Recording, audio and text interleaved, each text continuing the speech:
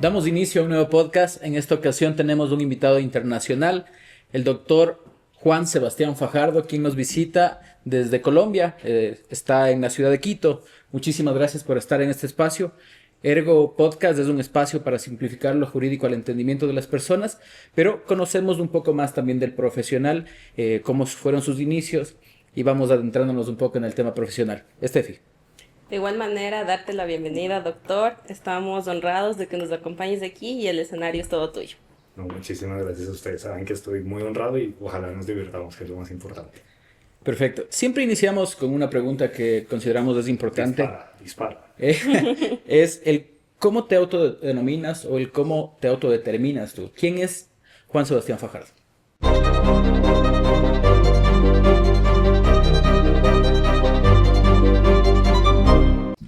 Yo quiero creer que una persona profundamente apasionada por su trabajo. Una persona también muy afortunada porque la vida lo fue situando en posiciones donde se empezaron a generar círculos, que estos sí no son viciosos, sino círculos virtuosos, entre otras por lo que yo creo que hoy nos tiene aquí, lo que hoy me permite estar con ustedes, con amigos ecuatorianos, lo que me ha llevado por toda Latinoamérica, que es empezar a litigar casos donde la prueba pericial jugaba un papel central, empezar a estudiar sobre las cuestiones centrales del razonamiento probatorio en torno a la prueba pericial, hacer mi doctorado al respecto, o seguir haciéndolo porque es algo que está en proceso, espero yo un proceso no muy largo, al tiempo que enseñar sobre la materia. Toda mi vida en este momento gira en torno a eso, al menos profesionalmente hablando, y eso es así, entre otras, por la pasión que todo esto me genera, sin duda alguna. Hablábamos hace unos días con un abogado de Perú y nos decía que a muchos profesionales del derecho o a muchos profesionales les llega el triunfo muy rápido. Eh, Hemos seguido tu trayectoria, consideramos que ha sido un crecimiento bastante considerable, tanto en tu país como a nivel Latinoamérica. Has realizado capacitaciones en Perú, Colombia, Ecuador y en diversos países también. Entonces, ¿cómo crees que fue ese proceso de adentrarte ya en este tema académico? ¿Qué tan duro fue también?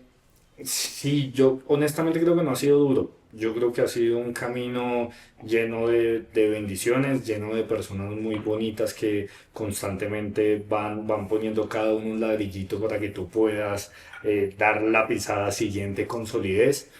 Es un camino que inicia tal vez por allá en mi segundo año de derecho, cuando una de las primeras fortunas que yo tuve en la vida es haber sido seleccionado por mi universidad para participar en un concurso universitario de litigación oral que organizaba la Embajada de Estados Unidos, el Departamento de Justicia de Estados Unidos en Colombia.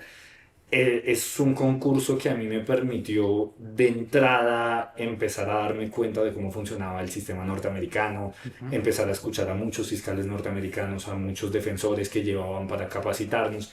Y yo creo que eso desde el principio, desde muy pequeño, yo tenía en ese momento todavía 17 años, tal vez. No había cumplido los 18, estoy seguro. Dije, de aquí soy. A Actualmente, esto quiero dedicar mi vida, sin actualmente, duda. ¿cuántos años tienes? 31.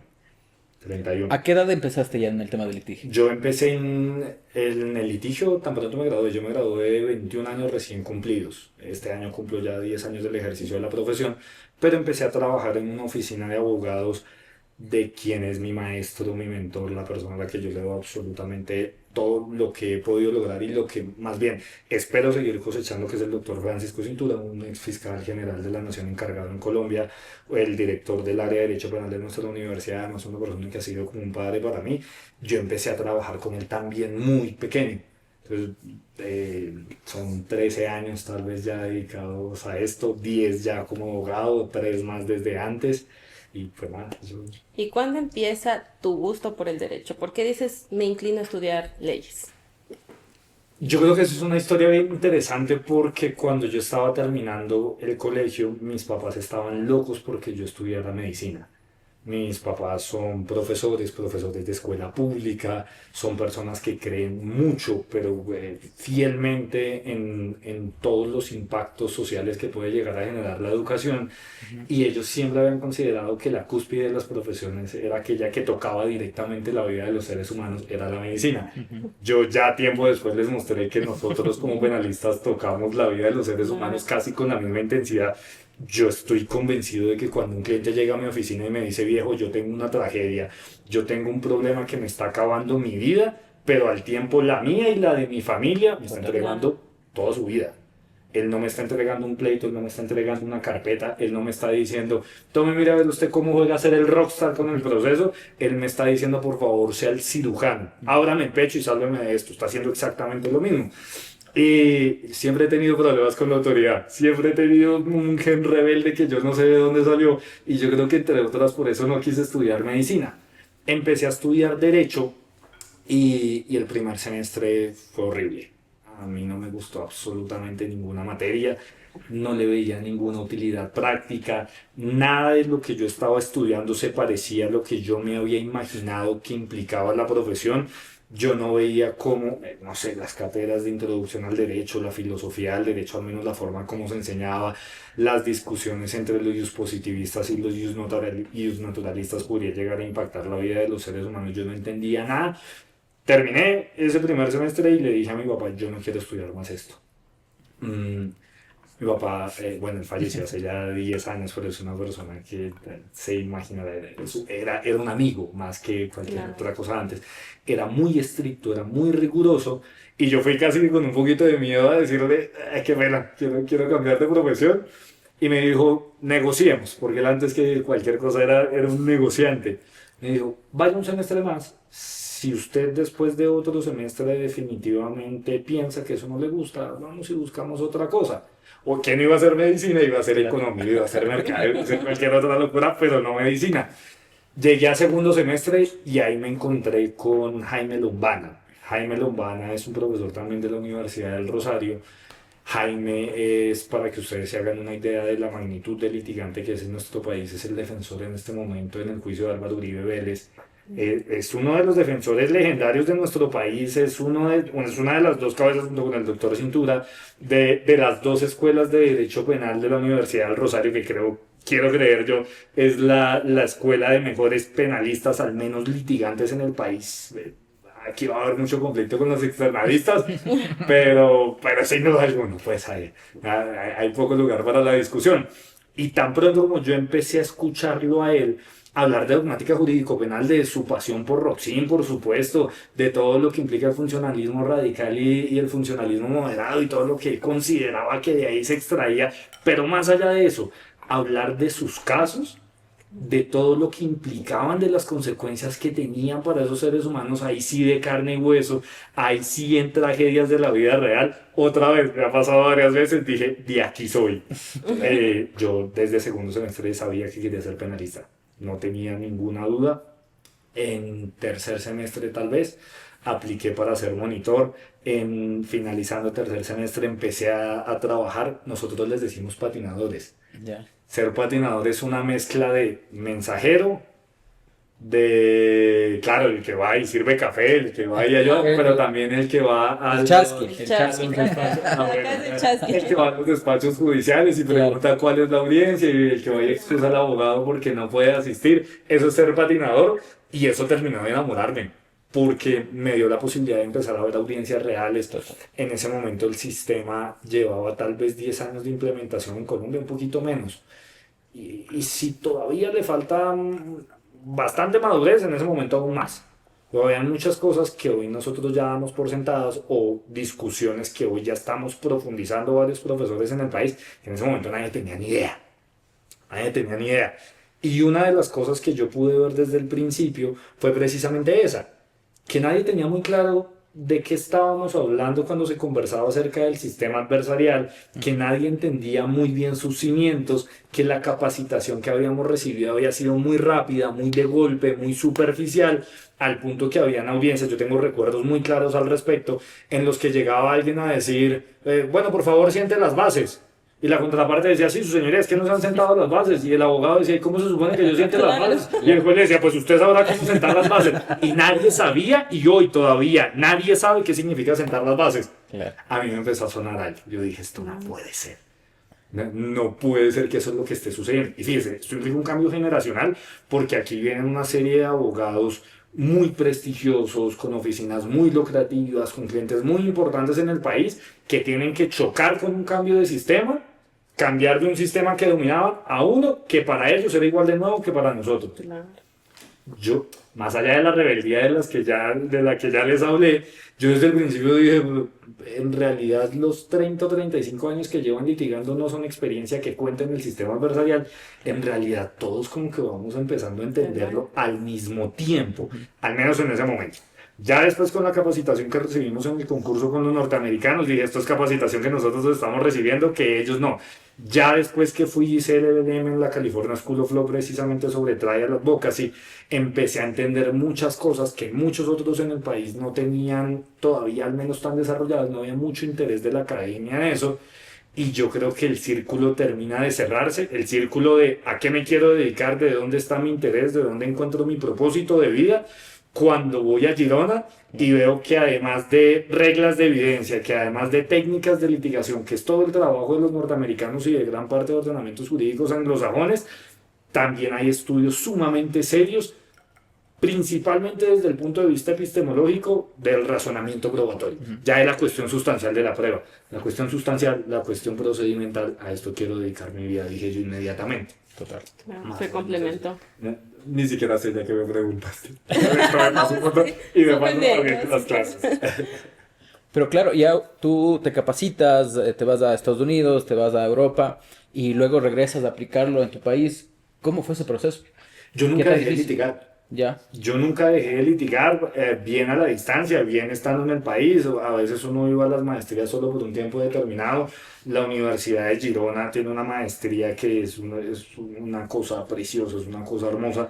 De los logros que se los digo humildemente y con sinceridad, a mí más me llenan el alma, es haber sido invitado como profesor a la Universidad de Girona, sencillamente porque yo me enamoré del razonamiento probatorio, me enamoré de las cuestiones sustanciales de la prueba y de todas las implicaciones prácticas que tenían, aspectos que normalmente se creen tan teóricos allá en Girona. Claro. Y yo lo que he intentado hacer a partir de esto, fíjate, Cristian, precisamente para contestar tu pregunta, es generar una suerte de puente, una suerte de conexión entre estos dos mundos, entre estos dos, digamos que grupitos de trabajos académicos y la litigación y la sala de audiencias. Cómo tomamos ideas de acá, cómo tomamos ideas de acá y las volvemos útiles y eficientes para los abogados litigantes, pero indirectamente también para los jueces, que requieren de esto para tener información más pura, información de mayor calidad para sentar sus decisiones.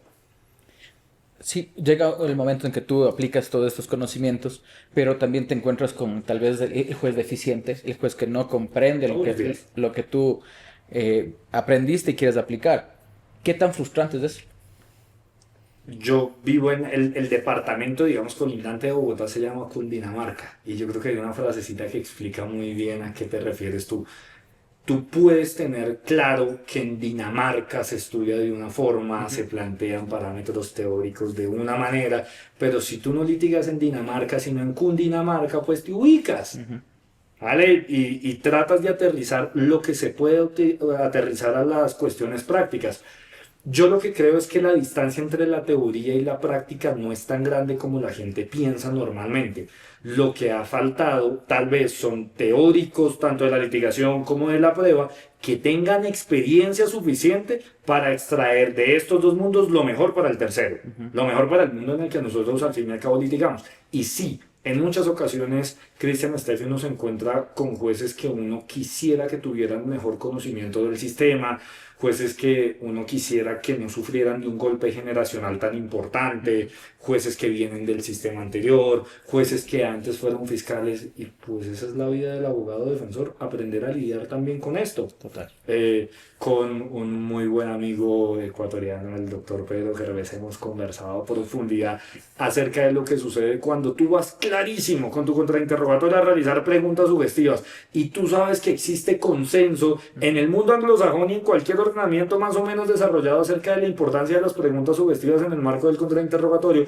La Corte Suprema de Justicia de mi país también ya lo ha aceptado, pero puede que me toque un juez que me diga no haga las preguntas así de sugestivas. ¿Qué se supone que haga yo?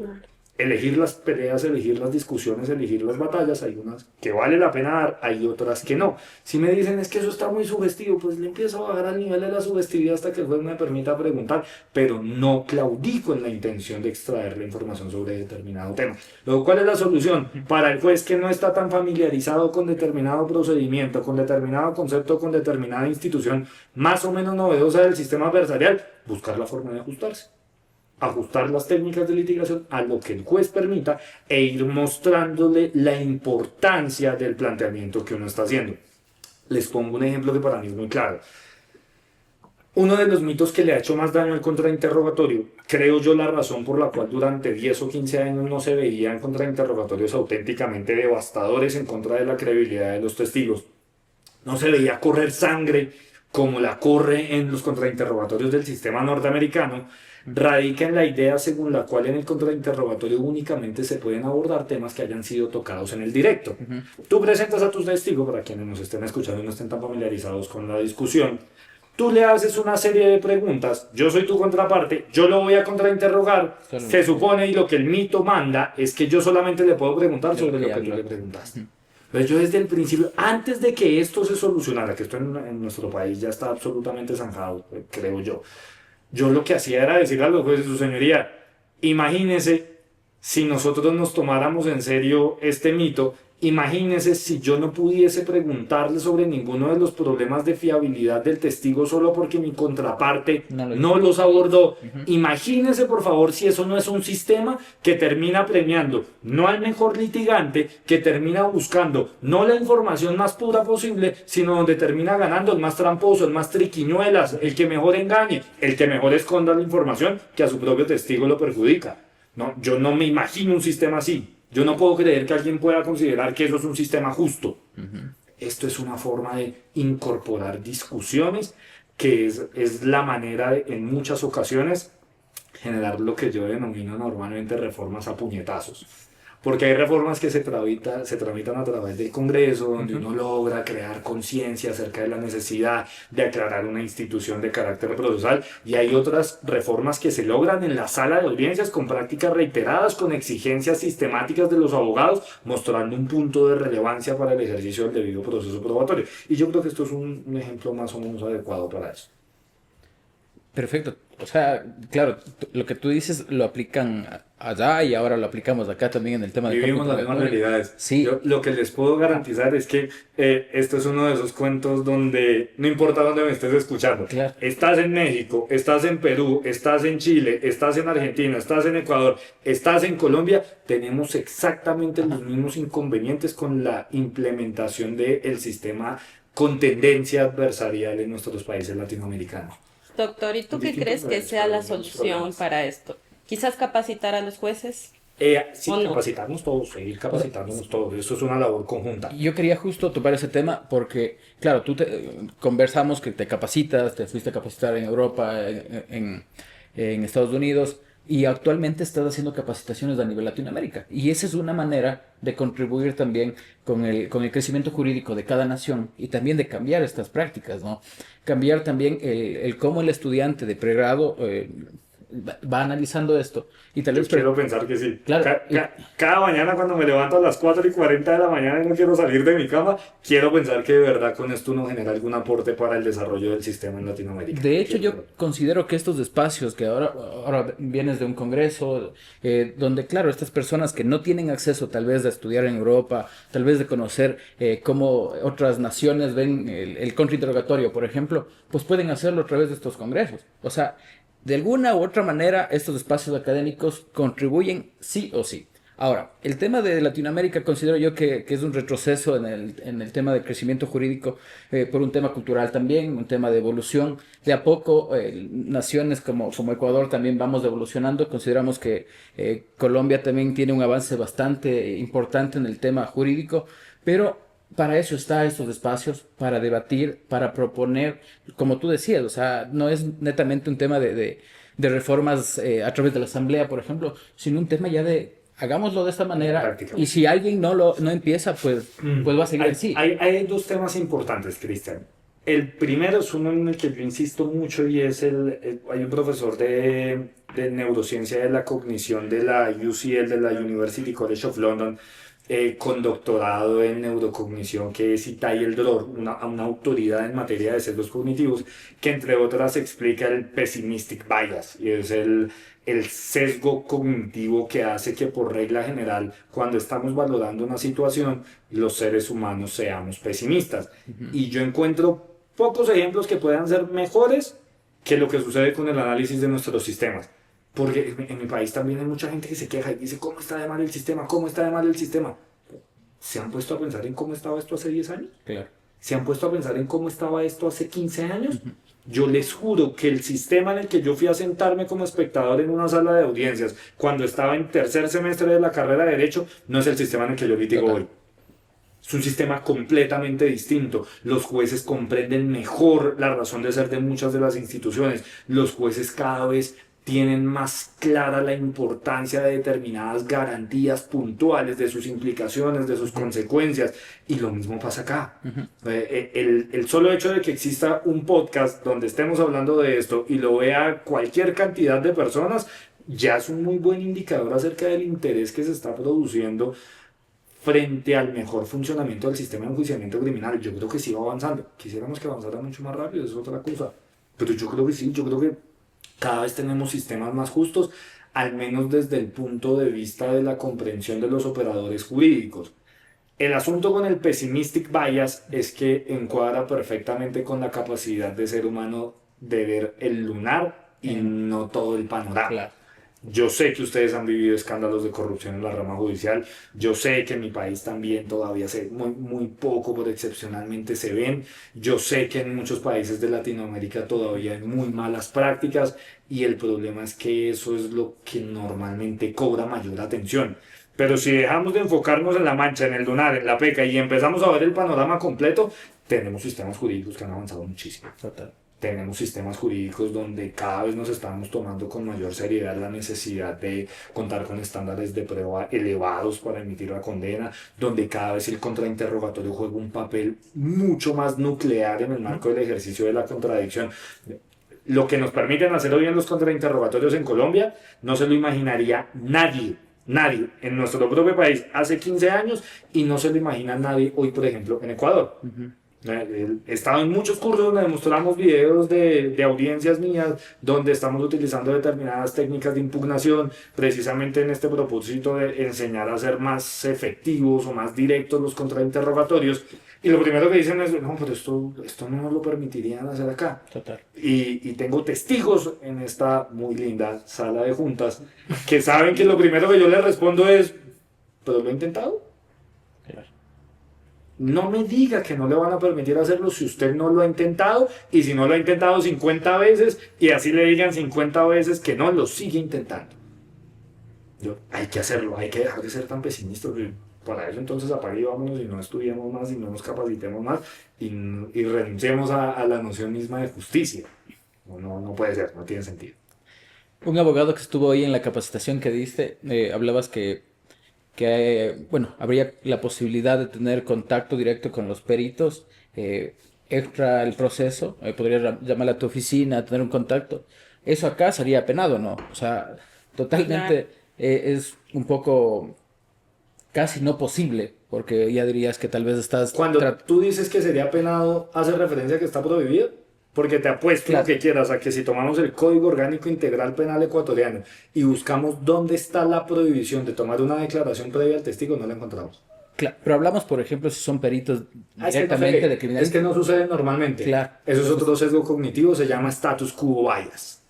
Como no sucede, como normalmente no se ve, asumimos que no se puede. La interrupción es por mi alma de defensor y mi alma de contradictor. No, Pero es para que sepas No, que total. es justamente eso lo que yo quiero que la gente se saque de la cabeza. Si yo levanto la mano y le digo a un juez, su señoría, ¿yo cómo preparo el contrainterrogatorio? Si en el informe pericial el experto no me dice absolutamente nada de lo que hizo, no hay registro, no sé cuál es la base científica, no sé de dónde saca que se trata de un procedimiento estandarizado, permítame tomarle una declaración previa al juicio y le cuento. Tener mucho cuidado además con este tipo de argumentos, a mí no me gusta usarlos tanto en audiencia, al menos no con frecuencia, porque suena niñado. ¿Sí? ¿Sí entendí el término? Vale, Sí, sí, sí. suena niñado. Pero si yo voy y le digo al juez, vean, las reglas federales de evidencia dentro de su regulación tienen claramente establecida la posibilidad de llevar a cabo depositions precisamente para la materialización de la preparación para el posterior contrainterrogatorio, pues estoy empezando a generar mella, estoy empezando a generar algún impacto que en algún momento, a partir de un efecto compuesto, generará un buen resultado a su vez. Pero esto hay que hacerlo. El sistema no lo prohíbe. Gran parte de lo que nosotros hoy podemos hacer en el sistema colombiano, que, hombre, honestamente yo sí creo actualmente puede ser uno de los sistemas adversariales más desarrollados de Latinoamérica, al menos donde más se ha discutido esto, gran parte de lo que se puede hacer no lo permite expresamente el código, pero es derivación obvia y directa del ejercicio del debido proceso probatorio. Y este es uno de los ejemplos. Clarísimo. Luego, hay que intentarlo. Ahí está, el espacio está. Si la reforma está complicada, bueno, que sean reformas a puñetazos. Claro. A punta de pelea en la sala de audiencias hasta que convenzamos a los jueces de la importancia de esto. ¿Cómo ves tú el crecimiento de la cultura jurídica, por ejemplo, de Latinoamérica? Constante y bien encaminado. Yo creo que la cultura jurídica latinoamericana cada vez es más robusta.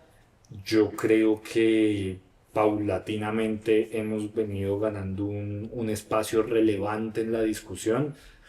Yo te puedo asegurar que hoy por hoy en aspectos procesales nosotros no tenemos nada que envidiarles, nosotros no tenemos por qué sentir ningún tipo de inseguridad ni nada parecido a procesalistas españoles ni a los procesalistas italianos, y de a poco creo que nuestros sistemas están logrando ajustes donde se pueden inclusive dar mejores resultados en torno al sistema con tendencia adversarial que el propio sistema norteamericano, sin duda alguna.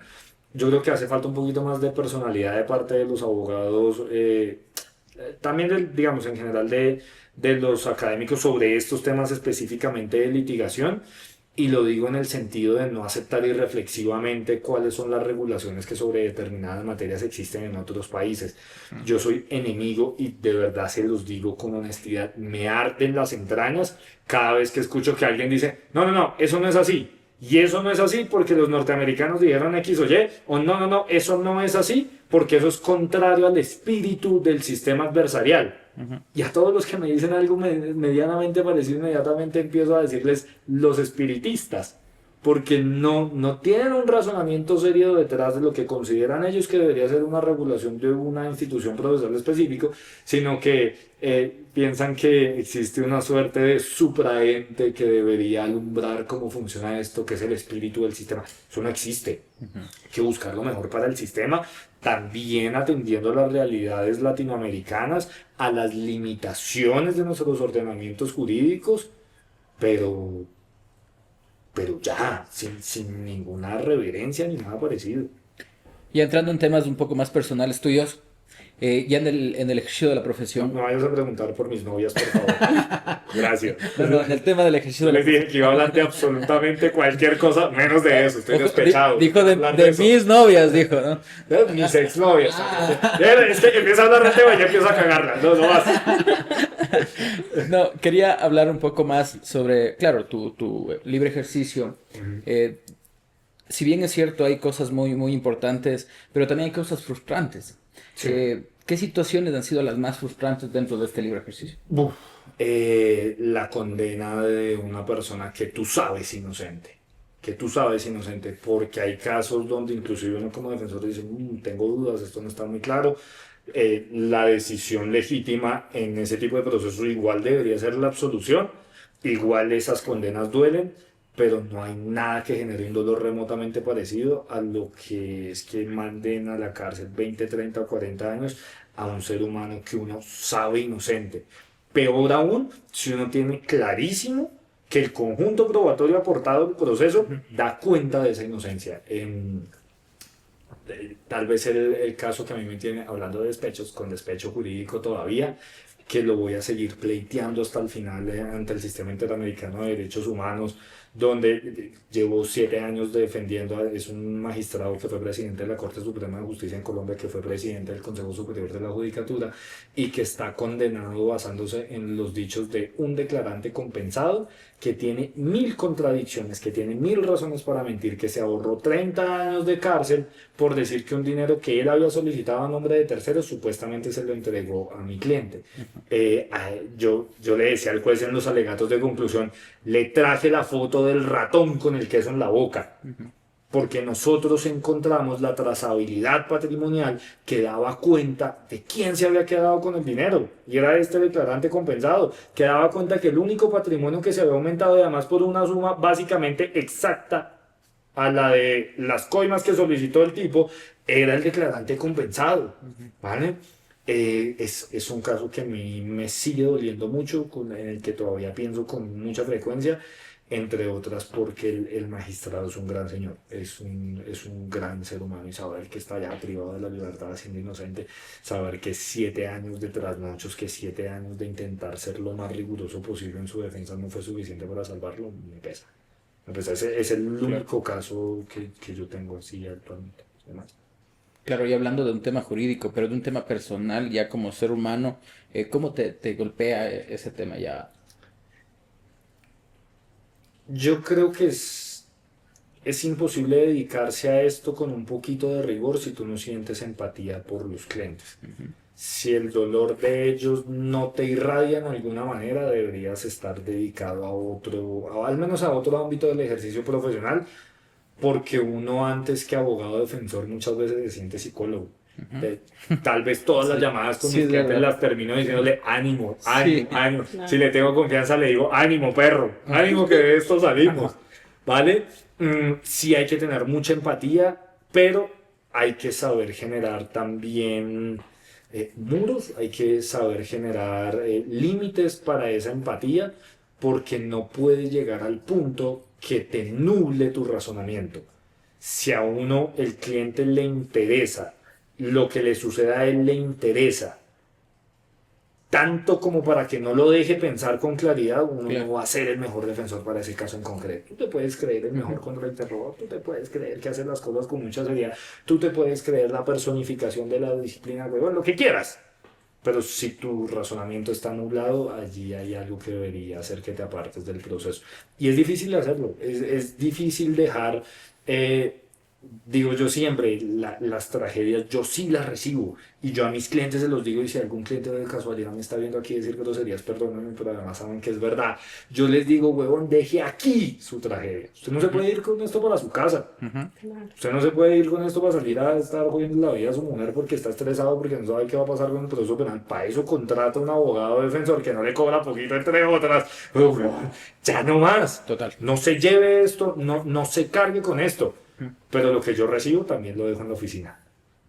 Yo les puedo jurar que voy corriendo por la mañana, que yo estoy haciendo ejercicio, que yo estoy nadando, que estoy en cualquier cosa y no estoy pensando en el proceso. Perfecto. Porque si no, tampoco tendría vida. Yo llego a mi casa y estoy en mis asuntos. Yo me siento a trabajar en mi doctorado. Claro, viene en flashback, ¿no? Porque muchas cosas de mi doctorado tienen que ver con las de los casos. Pero intento al menos que la preocupación del caso que sí siento en las audiencias, porque es mentira, pueden decir que tú no te asustas en una audiencia.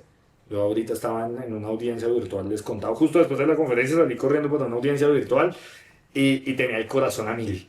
Tenía el corazón a mil, no tenía el Garmin puesto, sino estoy seguro que la frecuencia cardíaca hubiese estado por las nubes, porque es un cliente que yo soy inocente, por eso sé que vamos a juicio con toda la legitimidad, que yo estoy confiado en que vamos a ganar, pero aún así tú no sabes qué va a pasar. Yo sí sufro los casos, yo sí siento los casos cuando estoy en los casos.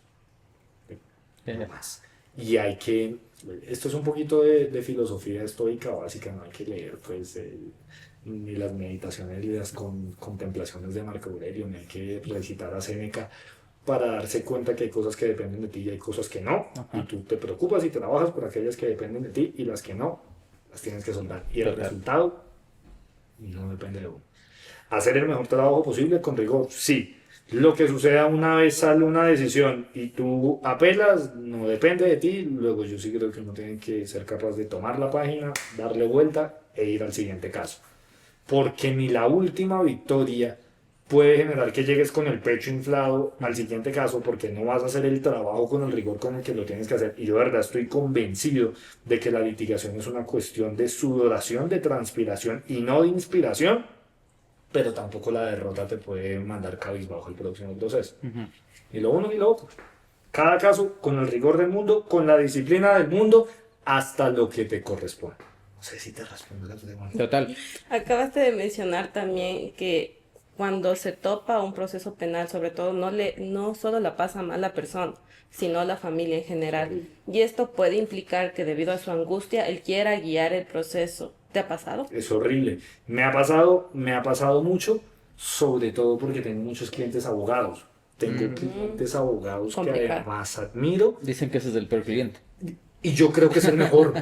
Y yo creo que es el mejor porque tienes alguien con quien conversar, tienes alguien con quien discutir, tienes alguien que entiende de entrada tus planteamientos y tienes alguien que normalmente confía mucho en ti. Claro, lo que sí se genera es discusión. Claro. A mí me encanta la discusión. Yo discutiría gratis. Que mis clientes no me escuchen. Que me paguen por hacer esto, pues es una bendición más. Pero yo sí con todos tengo como un acuerdo muy claro en el sentido de que cuando llega el momento de tomar las decisiones estratégicas y jurídicas del caso, las tomo yo. Ahora, cuando llega el momento de tomar las decisiones, antes no.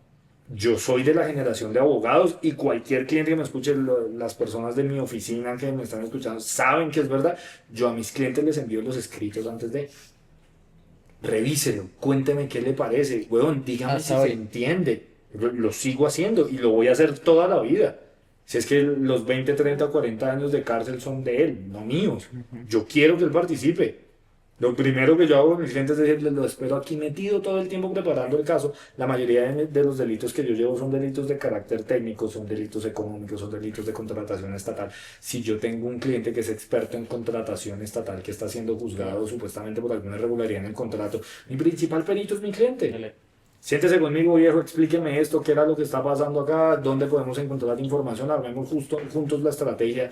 Yo siento que la idea tan egocéntrica como ilusa de que el abogado llega al proceso y de una vez encuentra la solución para el caso es insostenible.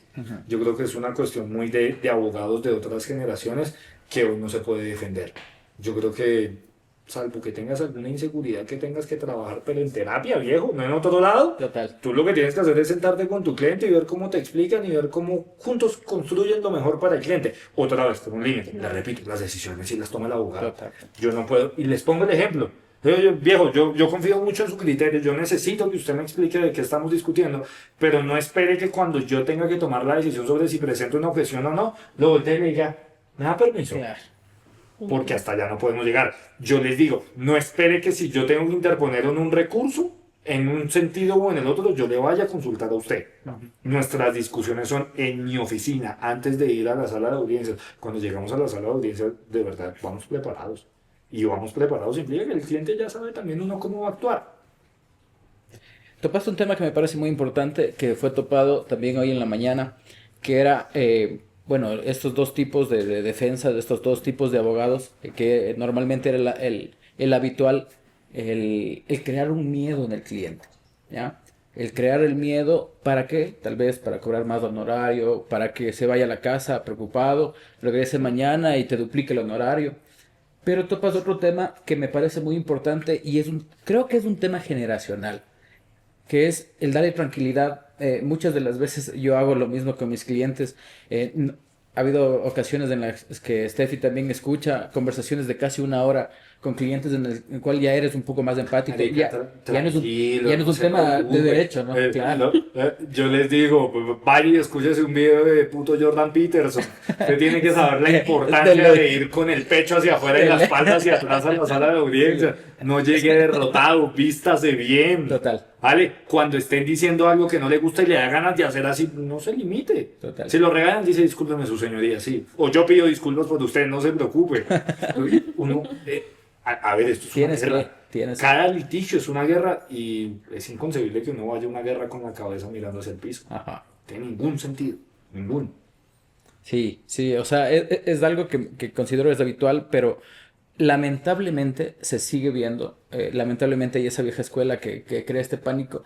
De a poco va desapareciendo, como te indico. Y el mercado es sabio, viejo. Ajá. El mercado hace selección natural y el mercado manda a esos abogados donde tienen que estar. Claro. Ah, Tarde que temprano. al exilio jurídico. Totalmente. Porque son los mismos abogados que si ese es el tipo de tácticas que necesitan para cobrar buenos honorarios, pues también No. necesitarán ir, o más bien, no serán conscientes de la necesidad de preparar los casos, Ajá. de llegar con teorías del caso bien estructuradas, con un adecuado respaldo probatorio. El mercado hace selección natural. Eso es algo que uno no tiene ni que preocuparse. Ni que preocuparse. Perfecto. Vamos cambiando de tema, hablando ya de temas más, Sabe que no quiere que hablemos, ¿no? más, más profundos. Cada vez que me dice que hablemos de las transiciones del contrainterrogatorio, huevón, me preocupo. Vamos adentrándonos ya a temas más prácticos, tomando en consideración que nos ven estudiantes y abogados Sí. muy jóvenes. Hay situaciones que pueden ser muy sencillas ya cuando uno está ejerciendo, pero pueden ser muy complejas cuando recién vas a iniciar en el libre ejercicio. ¿Cómo cobras honorario? Muy sencillo. La fórmula es muy sencilla y a mí me la enseñó un profesor también de la Universidad del Rosario que se llama David Benavides, un gran amigo, lo admiro mucho. Siempre ha estado ahí como esa voz consejera y él me dijo, hay una tendencia muy harta, como, ¿se entiende el término harto?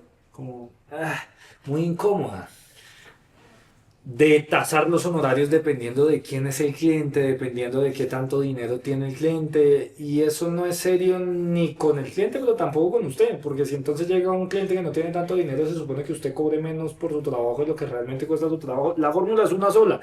Calcule, más o menos, esto ya después te lo da la experiencia, pero calcule cuánto tiempo va a durar el proceso y cuánta carga laboral le va a exigir el proceso mes a mes y multiplique.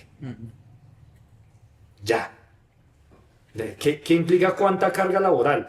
También cuántos gastos yo tengo, cuántos abogados tengo en mi oficina, cuántos tengo que pagarles, cuánto cuesta el leasing, cuánto cuesta una oficina así de aniñada, cuánto cuesta el relojito para llegar y sentirse poderoso en una reunión. En general, calculo cuál es el tren de gastos propio de la oficina, calcule con cuánto usted se siente cómodo viviendo y empiece a calcular a su vez cuánto necesita para cumplir con esos ingresos. Y yo creo que funciona muy bien. A veces da valores muy altos. A veces da valores que los clientes escuchan y hacen como... Hasta que usted les dice, esto va a durar 6 años. ¿Qué? Divida. Si esto va a durar 6 años, en matemáticas de penalista 6 años son 72 meses, creo.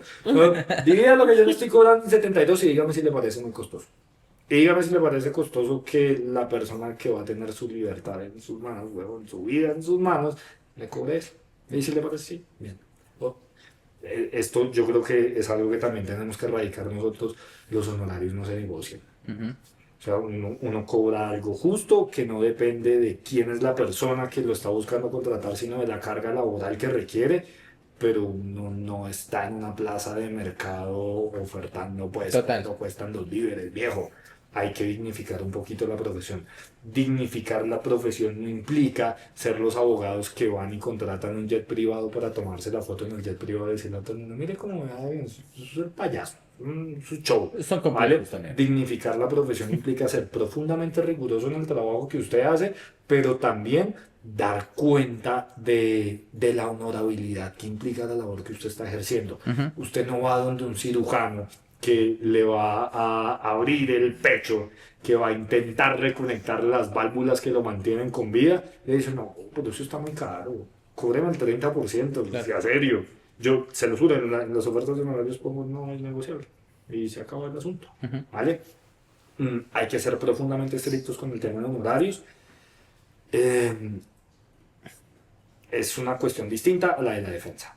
Yo, otra vez, quiero ser empático, yo quiero estar ahí para los clientes, yo sé que mis clientes saben, bueno, si alguno lo ve, va a estar haciendo como si seguro, como lo quiero. Porque yo estoy ahí para ellos, yo intento ser un apoyo real, pero también ellos saben que tienen que pagar cuando tienen que pagar, porque Total. detrás de esto hay una función que es un servicio por el que tienen que cancelar unos honorarios determinados cuando acordamos que los tienen que cancelar. Y también soy profundamente estricto con eso. Lo que sí le digo a la gente es que, por favor, no se dediquen a esto si tienen ansias de dinero, no se dediquen a esto si quieren ser millonarios, no se dediquen a esto si quieren vida de rockstars. Hay unas carreras mucho más lucrativas, literalmente hay carreras pensadas en cómo hacer plata. Puedes estudiar economía, administración de empresas o algo por el estilo donde le van a enseñar cómo hacer plata. Nosotros estamos en una carrera muy humana. No voy a ser el Peter Pan de la litigación y decirles que a uno no le importa cuánto gana, que uno quiere. Porque si no, mañana no te pagan ya. Obviamente sí, a ellos ya saben que les toca. No. Pero sí lo que les digo es que las decisiones que se toman por dinero normalmente no son buenas decisiones. Y pasa. Y les va a pasar a todos que les van a llegar a ofrecer un caso complejo, un caso de un cliente peligroso, que pone en peligro la seguridad de uno, que No vale. tiene un montón de vida. No lo vale. No lo vale. Esa decisión se toma por plata, esa es una muy mala decisión. Esa decisión se toma por plata y lo convierte a uno esclavo de una rueda perversa. Porque si tú tomas un caso de estos para recibir mucha plata, pues de entrada te toca empezar a gastarte un montón de plata para tener escoltas, para tener quien te cuide, para tener quien esté encima tuyo. De entrada te toca entonces contar con 3 carros blindados. De entrada, ¿qué?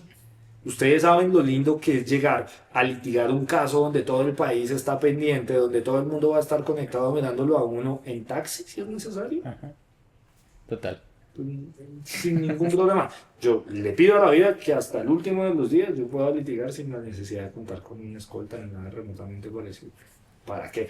Y yo creo que eso solo se puede, honestamente, si uno toma decisiones, no donde uno diga que la plata no importa, porque por supuesto que la plata cumple un carácter instrumental, es una herramienta para alcanzar un fin. La plata jamás puede ser un fin en sí mismo, es lo que quiero resaltar con mucha vehemencia.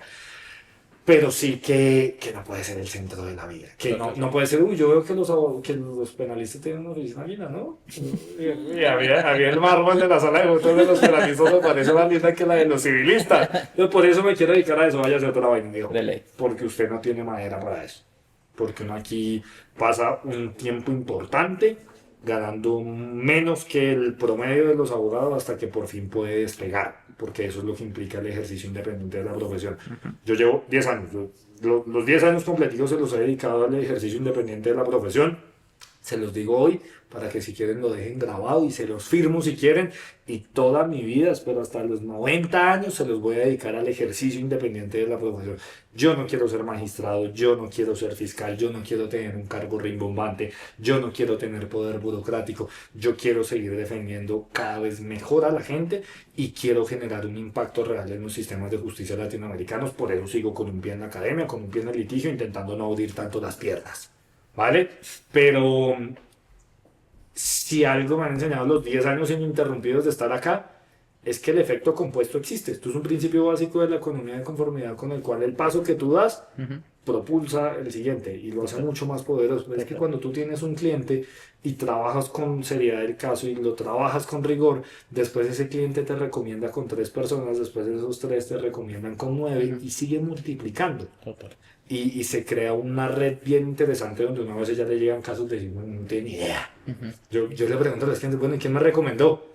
No, de usted me habló tal. Y yo pienso rápido, hay algo que decir, weón. No vaya a responder que usted no tiene ni idea de quién es, no vaya a decir eso. A veces me pasa, yo como, no, pues qué bueno que estén hablando bien de uno y ni lo conozcan. Eso garantiza que es cierto, les digo, mamando gallo, molestando la vida, pues. Pero sí, con paciencia, con una red, y yo creo que haciendo el trabajo con rigor, esa red se va expandiendo. Y se va expandiendo positiva o negativamente.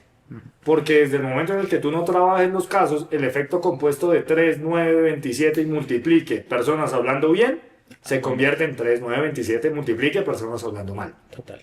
El efecto compuesto funciona para ambos lados.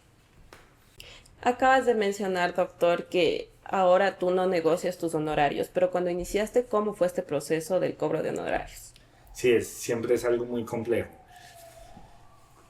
Cuando empecé, cualquier cosa que cobrara me parecía que estaba muy bien. Ya estaba demasiado enamorado de esto que hoy constituye un aspecto muy trascendente de mi vida. Ya sabía que a esto quería dedicar mi vida entera. Yo, honestamente, a- no sé, fui una de las fortunas muy grandes, muy grandes que tuve. Esto es suerte. Esto uno no se lo encuentra siempre. Y cuando uno dice que es suerte, siempre llega que no, esto es solo mérito. Mentira. Mentira, yo no les voy a negar que sí hay noches de estudio, que sí, de hecho, que quiero pensar que hay mucha disciplina detrás de esto, pero también hay mucha suerte y quizás donde se ve reflejada con más fuerza la suerte que tuve es que desde que conocí esto dije, yo quiero esto toda mi vida. Yo no me veo en nada más y por eso yo creo que también he aprendido a lidiar relativamente bien con las frustraciones. Luego cuando empecé, eh, hubiese llevado los casos gratis. Ojalá estos clientes se escuchen. Ya voy pagando, ya que. Pero yo lo que estaba era loco por llevar casos, loco. Para que ustedes tengan un poquito de contexto, yo participé del concurso cuando estaba tal vez en séptimo semestre, cuarto año de derecho, más o menos.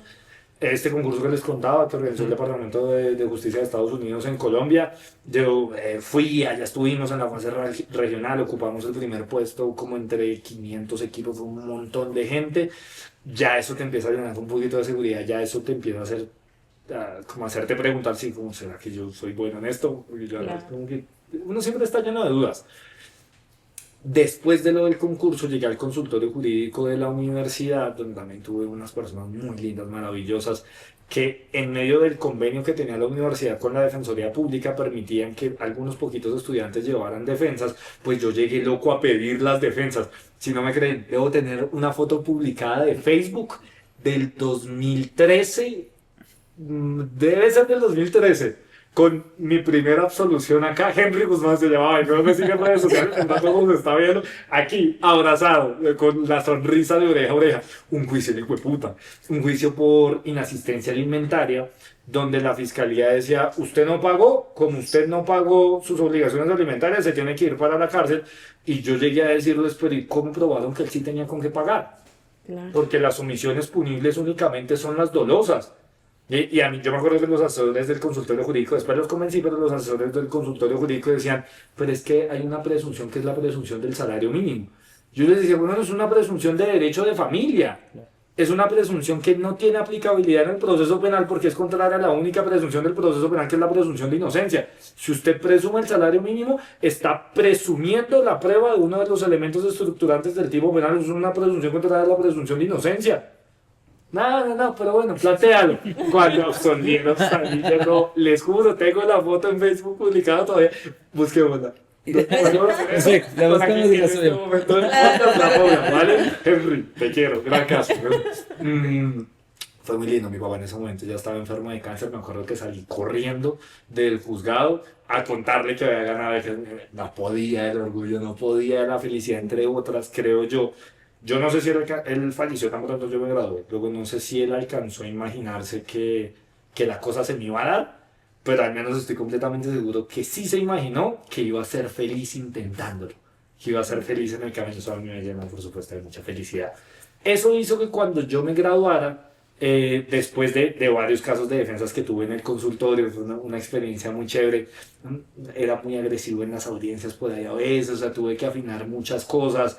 Quien ahora es mi socio, que fue profesor mío, que es una persona a la que también leo muchísimo, se llama Majera Bushigar, también un gran abogado litigante de la Universidad del Rosario. ¿Vieron? Todos los mejores litigantes de la Universidad del Rosario. Quiero que me cuenten un Lo que empezó. litigante hoy del externado.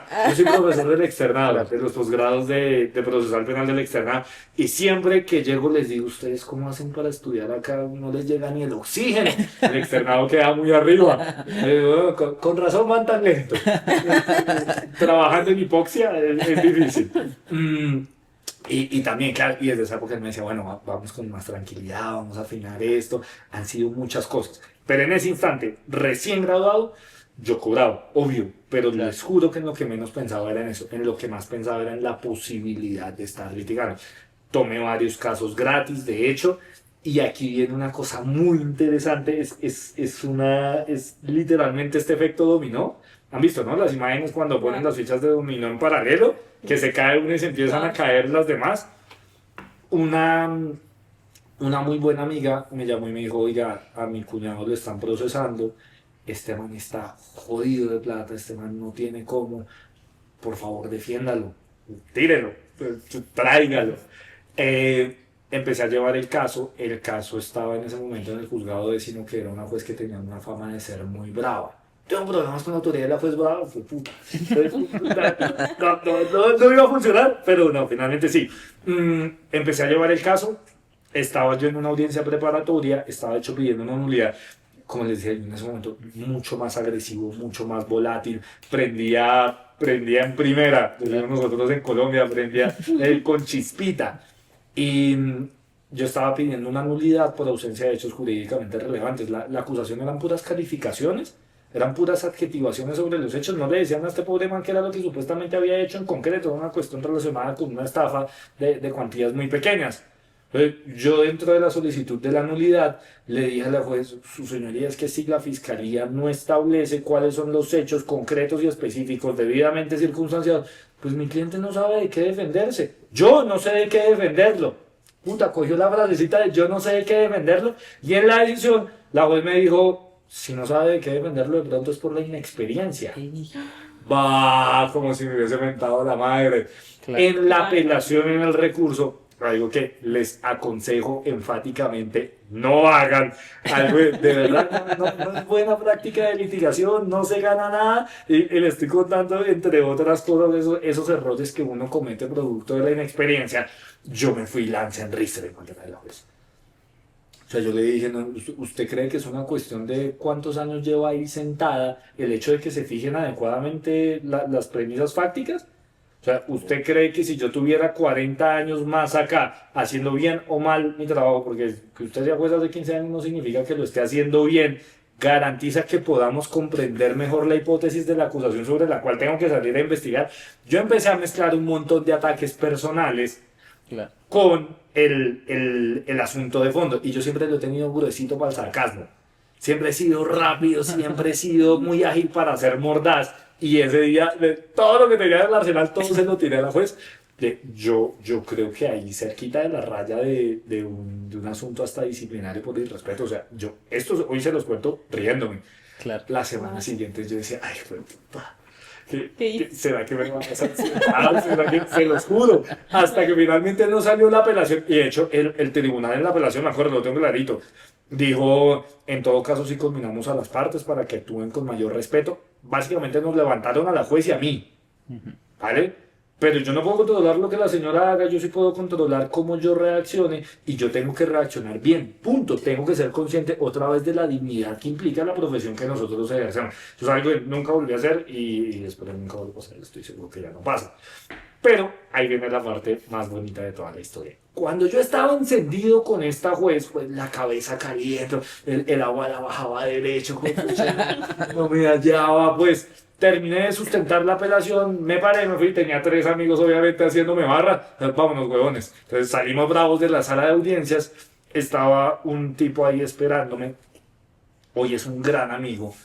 Hoy es una persona que quiero mucho, que admiro mucho, con la que hemos compartido mucho, y me dijo, espérese, como que me cogió, porque yo iba saliendo emputado, ¿verdad? Estaba emputado, pues esta señora, ¿quién se cree para levantarme así? Además, imagínense el ego de uno, ese me gané el concurso, está ahí, el consultorio, uno está muy desubicado en esa época. Y me dijo, espérese, este era el juzgado 10. En el juzgado 11, estaban juzgando al hermano de esta persona, que era un concejal de Bogotá, que estaba en medio de un pleito por contratación estatal bien complejo desde el punto de vista técnico, y donde a su abogado lo acababan de regañar, lo acababan de levantar, el juez de ese momento, y donde yo me acuerdo que me dijo después esta persona se volvió mi amigo, me dijo como, man, que votó el primero, ya no supo qué decir, se quedó callado. Lo amenazaron con que lo iban a arrestar, que porque estaba haciendo un recurso de apelación muy largo, y no dijo nada. necesito a alguien como usted que me defienda. Y yo por dentro estaba pensando, no haría gratis, no haría gratis, pero volver a diciéndole, no sentémonos a hablar de los horarios. Ese fue un caso del carrusel de la contratación en Bogotá. Ya, si ustedes saben que le ponen nombre a los carros es porque fue famoso. Y si ustedes saben que fue famoso, duden, porque seguramente hay un montón de injusticias detrás. Esto pasó un montón.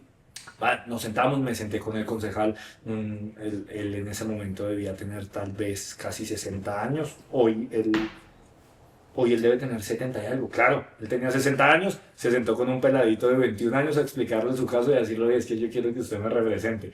Empezamos a hablar, les empecé a contar lo del concurso, les conté dónde había trabajado, me dijeron, claro, nosotros conocemos al doctor Cintura, no, el doctor Cintura es de los litigantes más reconocidos del país. No, si usted es de esa escuela, usted es el gallo, usted es el gallo. Empezamos a preparar de la defensa, ellos quedaron enamorados, yo quedé flechados también con ellos porque era un señor inocente que estaba acusado otra vez por lo mismo, por un funcionario público corruptazo, que para salvarse de la cárcel salió a decir, no, la plata no era para mí, era para él.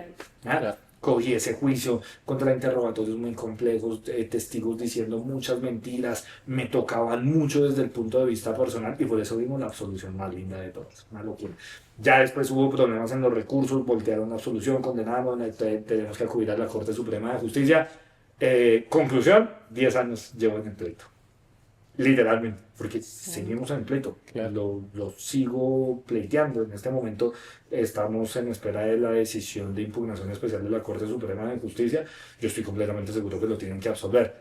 Pero dense cuenta cómo esto repercutió en que tuviese yo entrada a un caso medianamente conocido, en que después tomara otro caso parecido de estos, en que después en estos casos me vieran otros clientes y terminé yo de hecho en este escándalo llevando varias defensas de estos casos. Total. Hay un montón de testigos a los que les han computado copias de falso testimonio por los contrainterrogatorios que yo les hice. Yo ahí ya estaba obsesionado con el contrainterrogatorio, yo ahí ya estaba en el cuento del concurso. Fue por un contrainterrogatorio que yo hice en ese caso que un agente del Ministerio Público se me acercó y me dijo, oye, bueno, ¿usted no ha escrito nada de esto? Yo pensé, estoy tan chimba que debería escribir sobre esto, voy a escribir sobre esto. Empecé a hacer el mamá, me demoré 4 años, ustedes ya saben todo lo que pasó. Que ha sido una locura. Perfecto, ha sido un diálogo. Si no lo han comprado, cómprenlo. No, ha sido un diálogo súper interesante. Es más, tuve el honor de recibir un regalo del doctor Pedro, el manual de contrainterrogatorio. Considero que es una de las obras ¿Lo más... compraste o lo pirateaste? Lo importante es que lo compartan. No lo quieren comprar, no lo compran. No, físico. Compártanlo, léanlo, eso es lo que importa. Estoy esperando el video. Entonces considero yo que este manual ha sido de mucha relevancia. Hoy o ayer tú publicabas que abogados de relevancia a nivel Ecuador están publicando sobre tu obra y no lo hacen solo acá, lo están haciendo a nivel internacional. En México es el libro jurídico extranjero más vendido de Tirando Blanche, que es una multinacional de esto. En Panamá yo llego a República Dominicana y hay un montón de gente que se acerca a decir, la firma del libro. Yo jamás me hubiese imaginado eso. Total. Jamás. Yo me imaginaba un par de jueces leyendo y diciendo, bueno, de pronto esto tiene sentido, vale la pena la discusión. Yo me imaginaba de pronto a mis estudiantes leyéndolo medio obligados. Lo que yo no me imaginaba es que hubiese tanta gente que quisiera leerlo. Hasta allá jamás llegó mi imaginación, se los digo honestamente. Nunca me imaginé que se iba a distribuir en tantos países, que en 12 países, se ha vendido en 12 países. Se han hecho, yo no sé ya cuántas, 14 reimpresiones creo, una cosa así. La editorial todo el tiempo me dice, la segunda edición ¿para cuándo? Pues vaya y pregúntele a los jueces cuándo me van a dejar de fijar audiencias porque tengo los juicios. Pero sí, ha sido una bendición, ha sido algo muy, muy lindo. Perfecto. Conocemos de Extra Podcast que tienes una obra que le estás trabajando. ¿Nos puedes contar un poco más ya para ir culminando el tema del podcast? No quisiéramos culminar, considero yo que ha sido un podcast muy bueno y creo yo que va a ser necesaria una segunda parte. Pero sí me importa que hables sobre esta obra que está próxima. Que está próxima a lanzarse también. ¿Tú eres de dónde? Pero de cuál es las que estaban en los perros, entonces no hagas esto por favor. Estamos trabajando en este momento con la profesora Marina Gascón y con Juan Antonio García Amado una publicación. A mí me tiene muy emocionado, parece algo muy lindo porque parte del fenómeno de las condenas a inocentes de la explicación del fenómeno y luego busca aterrizar las herramientas específicas con las que podemos contar los abogados litigantes y las regulaciones que los ordenamientos jurídicos deben contener para que se evite en la mayor medida posible que se sigan condenando personas inocentes. Hablamos un montón, es un mini manual de contrainterrogatorio a peritos, hablamos un montón de psicología del testimonio, todo contando además un montón de casos, trayendo un montón de estudios científicos. Ustedes saben que yo quiero darle como ese science-based a la litigación. Estoy obsesionado con la cantidad de estudios científicos que se han hecho sobre materias relacionadas a la litigación, que son relevantes todos los días para la litigación, pero que los litigantes desconocemos. Yo creo que hacia allá está el futuro y al menos a eso quiero dedicarle mi propósito de vida. Perfecto. Hemos visto también que estás próximo a inaugurar un evento, creo que es en República Dominicana, si no estoy mal, que va a ser un tema de litigio. Hace 2 días, si no No estoy más dijiste que va a ser un tema de litigio y una borrachera. También. No me digas, eso parece, eso suena más ahora. No, señores. Nosotros trabajamos juiciosos. Esto es work hard, play hard. Es otra vaina. No, va a ser la primera semana de septiembre. Vamos a estar en República Dominicana con el profesor norteamericano Justin Brooks, que es una leyenda de la litigación, es un promotor enorme de los movimientos Inocencia, de los proyectos Inocencia, es el fundador del California Innocence Project. Va a estar el magistrado del Tribunal Supremo Español Perfecto Andrés Ibáñez, una de las autoridades judiciales más importantes a nivel mundial en temas relacionados con la prueba testimonial. Va a estar Marina Gascón, mi directora de investigación doctoral, además un ser humano impresionante. Ustedes no saben lo que la quiero y ella sabe que yo no digo esto solo para que por favor me aprueben la tesis. Ella sabe que la adoro con el alma. Va a estar, que además es experta en prueba pericial, que además es una tesa en motivación judicial, que además tiene un sentido agudo para el análisis práctico impresionante. Va a estar Jordi Ferrer, el profesor, el doctrinante en este momento más importante tal vez de Iberoamérica, sobre todo en temas relacionados con estándares de prueba y muchos otros sobre la prueba. Va a estar la profesora Carmen Vázquez, que también es una máquina impresionante en todo lo que tiene que ver con prueba pericial y prueba testimonial. Va a estar el profesor Juan Antonio García Amado, experto en argumentación, justamente por toda la relación que existe entre la presentación de alegatos, de argumentos y de premisas con las discusiones sobre prueba. Y vamos a estar los 3 profesores de litigación, que son los que buscamos las maneras de aterrizar todos estos análisis desde el punto de vista doctrinal, lo más o menos teórico, a la sala de audiencias. Omar Mérida, que es fiscal especializado en juicios orales de la Fiscalía Nacional de Chile. Juan Carlos Páramo, que es el director de litigación de la Fiscalía General del Estado de Guanajuato, otra máquina, y Yolanda, Yoyito. Ya voy a estar también, pues, intentando, como les decía, generar espacios donde se discutan casos reales, donde a partir de expedientes reales busquemos cuáles son las mejores herramientas para encontrarlo. Todo en una playa de República Dominicana. Perfecto, Doc. Muchísimas gracias por este espacio. Bueno, tenemos una premisa también, que es el doctor Juan Sebastián Fajardo va a ser parte del bootcamp de Criminal Law organizado en la ciudad de Guayaquil. Gracias por aceptar esta invitación. Considero yo que es muy importante para las personas que están al tanto del tema de capacitarse en el tema de litigio, ¿no? Es un espacio bastante interesante. Ya cumplimos con el doctor Pedro, que se encuentra tras cámaras. Un bootcamp. Diciéndonos qué contestar, así como prepara sus testigos. Realizamos un bootcamp que fue muy importante acá en Quito y vamos a replicarlo en Guayaquil y en próximas ciudades también. Gracias por este espacio. Vuelvo y repito, considero que este podcast ha sido muy enriquecedor para todos y es justo y necesario una segunda parte. Queda comprometido el doctor Juan Sebastián Fajardo. Gracias por este espacio y bienvenido a Escuela de Litigantes. A ustedes. Estefi. De igual manera, doctor, qué gusto haberte conocido por este podcast. Considero que yo, que no soy abogada y soy comunicadora, he aprendido muchísimo. Prácticamente he estado callada en este podcast, pero porque de verdad me enriquecí, me nutrí. Y qué bueno que tengamos una segunda parte en la que se pueda seguir aprendiendo de alguien tan sabio, tan brillante como tú. Las veces que ustedes quieran, por favor, cuenten conmigo. Y a los que nos están escuchando, sobre todo los estudiantes de Derecho, anímense, que esto es hermoso. Dedicarse a esto le llena a uno el alma, le da un propósito de vida noble, un propósito de vida auténtico, un propósito de vida de esos que muchos envidiarían. y los va a hacer vivir bien. Sí, igual también, no se preocupe. Está bien. Genial. Gracias.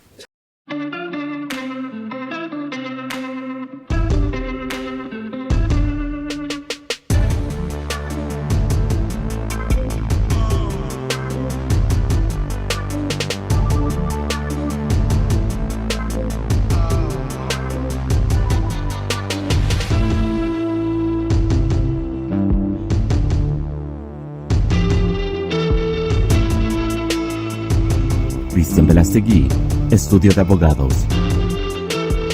Escuela de Litigantes.